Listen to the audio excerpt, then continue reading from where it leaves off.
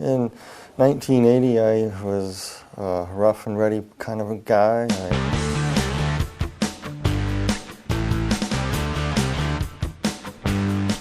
drank a lot and partied a lot, and I was moved to Tucson, Arizona, and I was working at a construction site, and one of the guys brought some water from Mexico that was contaminated. And I ended up drinking it by accident. Got real sick, contracted cholera, and within about 72 hours I was flat on my back and basically dehydrated.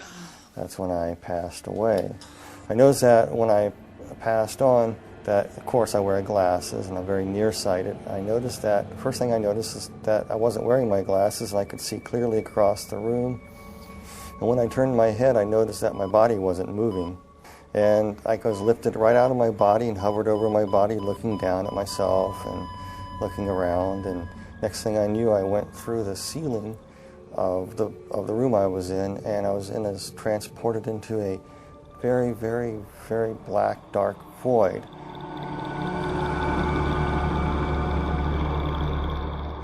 I could hear like somebody speaking to me, like telepathy. And it was explaining to me many, many things that I no longer remember, but most of the idea was explaining to you the whys of life, why there was evil in the world, why this, why, people have questions all the time. These were being answered to you as you were being transported to this light. And time you got to where the light was, you knew what happened, you know what's going on. You know what happened, you died, you're going to be judged, and everything as you're traveling, it's made so clear to you that what's happening is perfectly just and right. Oh yeah, I was going through the darkness and I was approaching the light there, and I noticed that on this rock, it was a big huge boulder right out in the middle of this darkness, and there was a person sitting on a throne. And the individual that was sitting on it was emanating light, very, very powerful, bright light. And there was a love and compassion too, but also a firmness and fairness emanating from this person. And I'm going, who is this? And the basic question that was coming to me through this thought was, look what you have done with God's gift.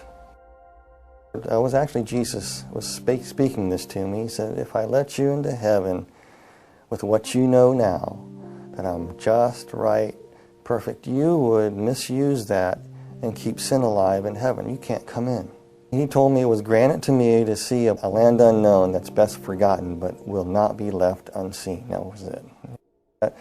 And then he took out all these keys out of his robe, just pulled them out. And as he pulled them out, you can see the scar where the nails were kind of like in the wrist area, and it kind of pulled the bones apart. It's kind of traumatic looking.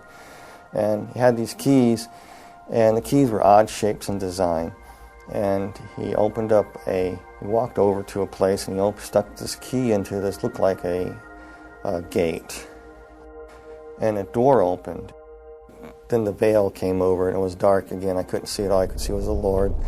And I was being moved toward this door, and I went through that door into a void. I mean, a tornado vortex. It was just going round and round. It was a tunnel, spinning horrendously around, just roaring and roaring and spinning and spinning and spinning.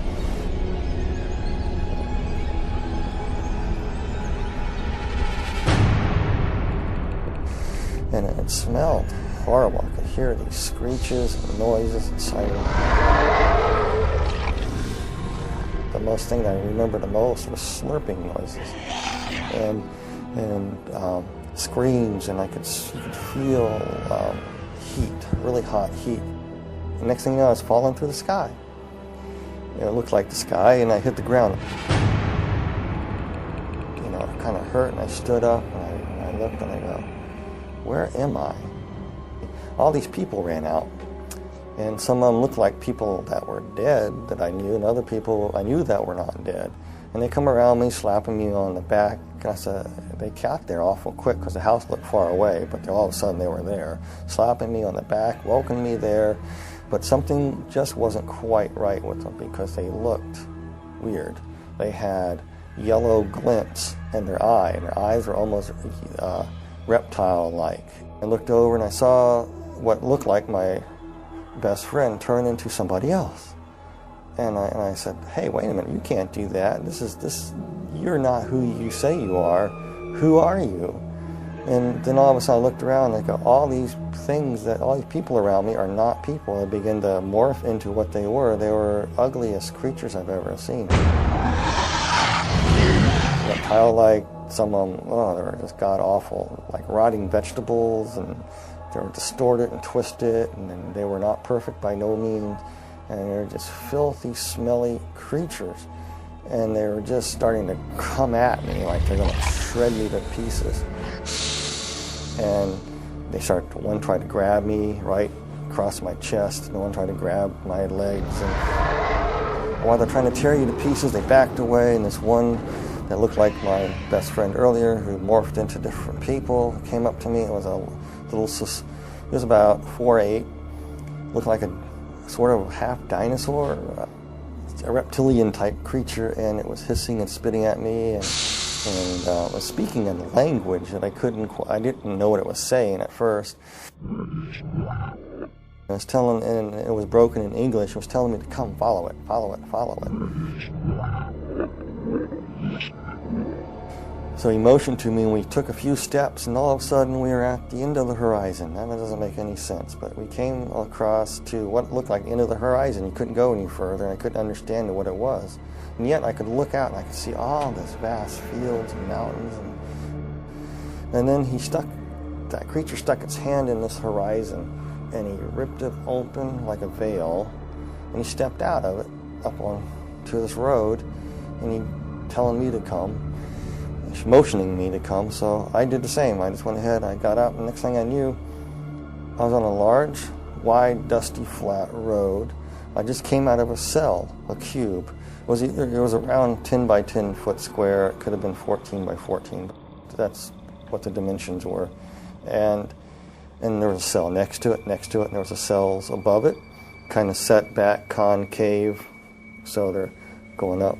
And there were 6 of them to the roof of this place. And in the walls are embedded peoples in cells.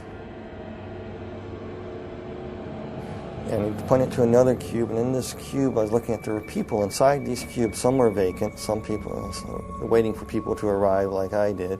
There's this person in there, and I was just looking at them, and then it was showing me another person. Each person that was in their cube was like they were reliving parts of their life all over again, but and not in a very pleasant way. It's like a living nightmare. And as we were walking along, I realized that hell is just an enormous big place, and there's many other parts to hell that I did not see. I just saw this place called the pit. And so it says, it's been granted to thee, follow me out to the middle of the road. So he walked out in the middle of the road, and all these demons and creatures running around, and I saw all these people in various stages of torment.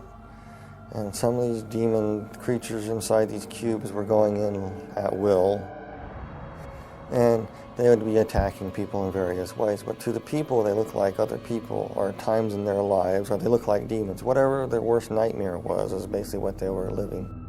We walked along to another cube, looked inside of another individual that was there, and it reminded me of an old sailing ship. And this guy used to be a captain of the ship, and he was being flogged. Things that he did on this old sailing ship, but he did it for pleasure for these people because it was his ship, and he liked to be mean to his crew, and it was being meted back to him. I noticed this being, this creature looking at me. It was in a cube at first, and the person who was looking at this creature is one of those tall creatures with the faces that went around, but it was of a beautiful purplish color in a way, kind of a beautiful creature, but hideous at the same time. And with its faces revolving around, very seductive, very, very flattering, very, very persuasive. It would try to plant thoughts in your mind, trying to tell you, why would such a good God allow people to suffer like this? It was trying to get me to curse God. I really don't know who the demon creature was. I know he had great power and authority. He either was the second in command or he could have been Satan himself. This one vortex was spinning and a lady that had just died in a car wreck came through and she was deposited right there. And I saw her as she arrived, and inside her cube she saw it as the illusion of her grandmother's farm, that her grandparents' farm that she loved so well as when she was growing up. And her grandmother recently passed away too, so she got in this cube, and immediately she thought she was in heaven because there was a grandmother waiting there welcoming her. The grandmother that was actually a demon that gave the illusion of being the grandmother said, "Dear Pudding, you made it to heaven. I'm so glad you're here." And she really thought that she was in paradise. But there was a darker side to her.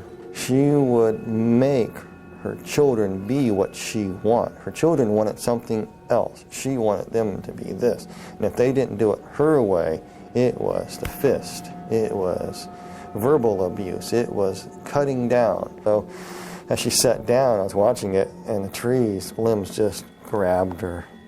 And then she realized she was not in paradise. And as we passed some cubes, there were people inside, and they were trapped in flames.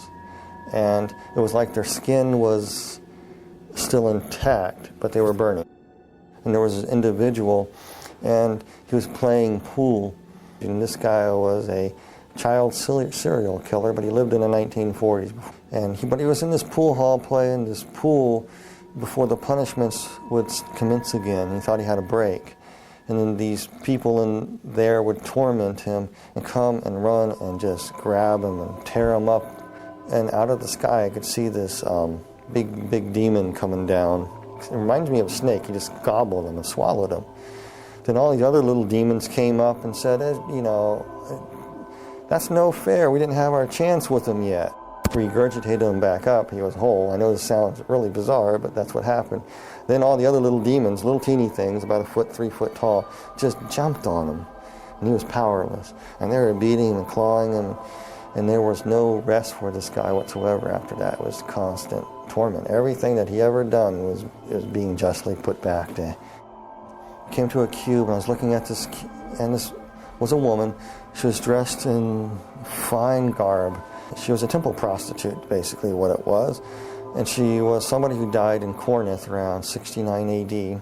For a price, she would have a newborn son. For some reason, their religion was some strange thing. When you have a newborn son, you can offer it into a statue, and there's flames underneath the statue. You put the baby on the statue, and basically the baby would be cooked. And here she is in this temple, and there was no let up to her torment. It was almost like all the little babies that she burned that were hers and other people's were tormenting her, mocking her, pouncing on her, just crawling and tearing her up. And she just screamed, and I had to turn away and walk.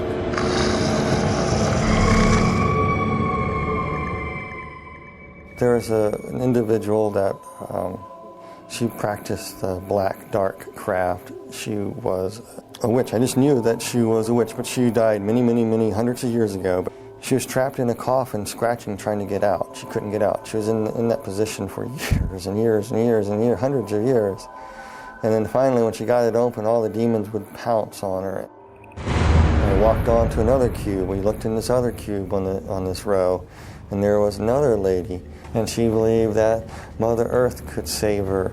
And then if she honored the trees and the rocks, and she was into this nature thing, and part of their religious practice that she would practice would be getting out in the fields and dancing around a fire with a bunch of other people doing the same.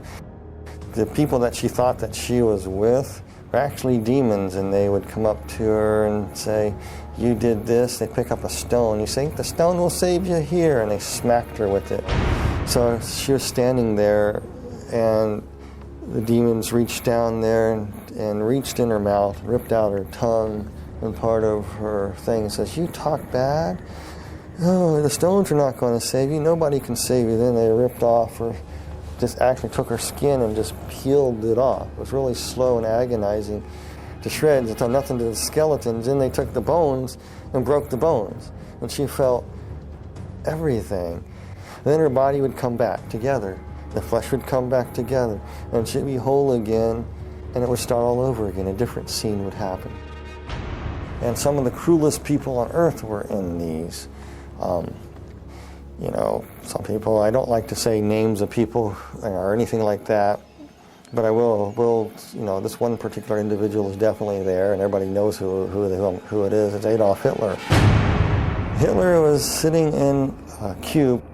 The cube was open, and it was just burning flames. He's just sitting there burning. And his flesh wasn't burning, and he had this hideous look on his face.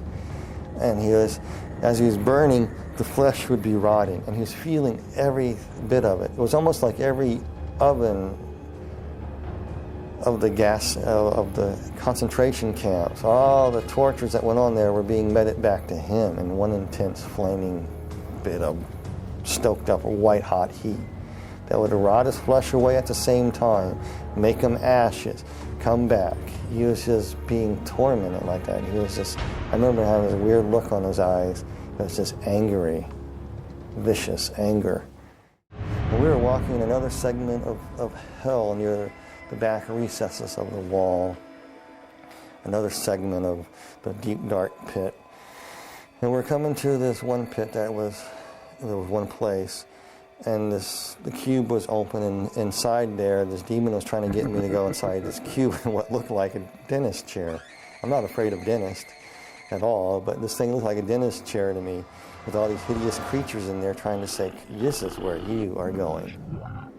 And they want you in this cube here. And they were trying to get me in there. And I didn't want to go. And this part is very hard for me. Because you got to understand, you are so scared. This whole time you're there, you're just saying, Jesus Christ, Jesus Christ, Jesus Christ. By that time, I was probably saying Jesus Christ so fast, Jesus Christ so fast, that it was a blur. That's all I can say. They wanted me in this cube, and I was scared. I didn't want to go in this thing. And like I said, throughout the whole time, you felt a connection with somebody from above, the Lord. And then all of a sudden, you could feel something coming for you. I was so petrified, I couldn't distinguish what it was. You could feel the footsteps walking behind you, and the ground thundering.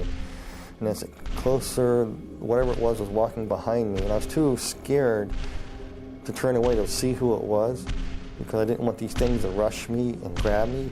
And all of a sudden, they started coming toward me.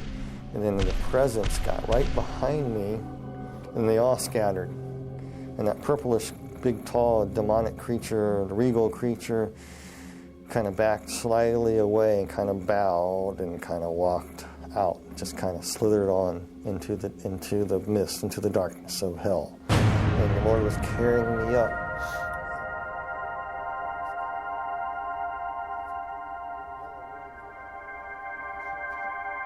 And I knew who it was. It was Jesus. He picked me up.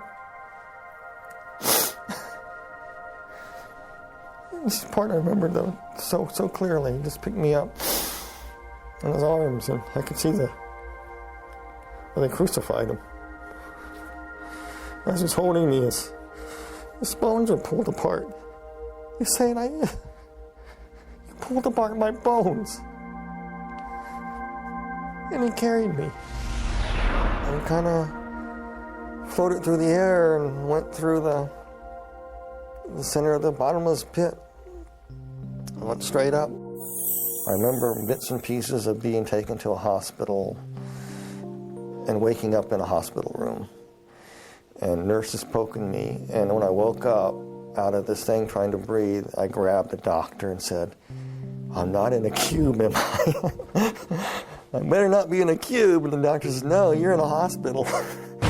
And I was no longer an atheist. There was a God, there is a heaven, and there is a hell.